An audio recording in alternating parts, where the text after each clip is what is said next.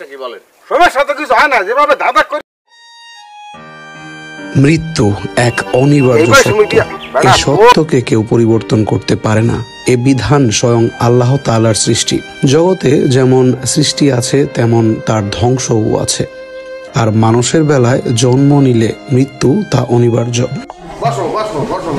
তাই তো শত চেষ্টা করেও বাঁচানো গেল না জনপ্রিয় অভিনেতা ওয়ালিউল হক রুমিকে। অনুরাগীদের শোকের সাগরে নিমজ্জিত করে আনন্দময় জগৎকে বিদায় জানিয়ে পাড়ি জমিয়েছেন অনন্ত লোকে।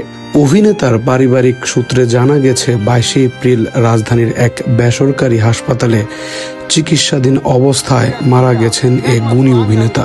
দীর্ঘদিন ধরে কোলন ক্যান্সারে আক্রান্ত ছিলেন এ অভিনেতা। ভারতের চেন্নাইয়ে চিকিৎসা নিয়েছেন। সেখান থেকে ফিরে রাজধানীর এক বেসরকারি হাসপাতালে চিকিৎসা নিচ্ছিলেন তিনি। অভিনয় জগতে কাজ করেছেন প্রায় 3 দশক।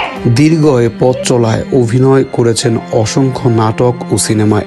রুমির অভিনয়ের পথ চলা শুরু হয়েছিল বেইলি রোডের থিয়েটারে, এখনো কৃতদাস নাটকের মধ্য দিয়ে। সময়টা ছিল 1988 সালে। সে বছরই কোন কাননের ফুল নাটকের মাধ্যমে ছোট পর্দায় আগমন হয় রুমির।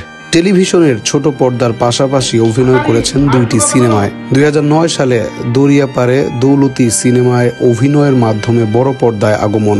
গত কয়েক বছর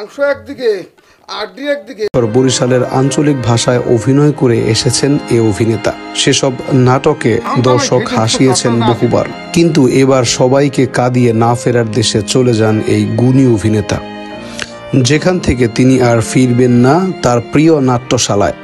হাসাবেন না এই ছোট দেশের গুটি কয়েক নাট্যপ্রেমী দর্শকদের, যারা অধিক আগ্রহে টিভির পর্দায় আর বসবেন না প্রিয় রুমি ভাইয়ের হাসির নাটক দেখার জন্য। তবে ফিরে না আসলেও বেঁচে থাকবেন অসংখ্য অনুরাগীদের মাঝে।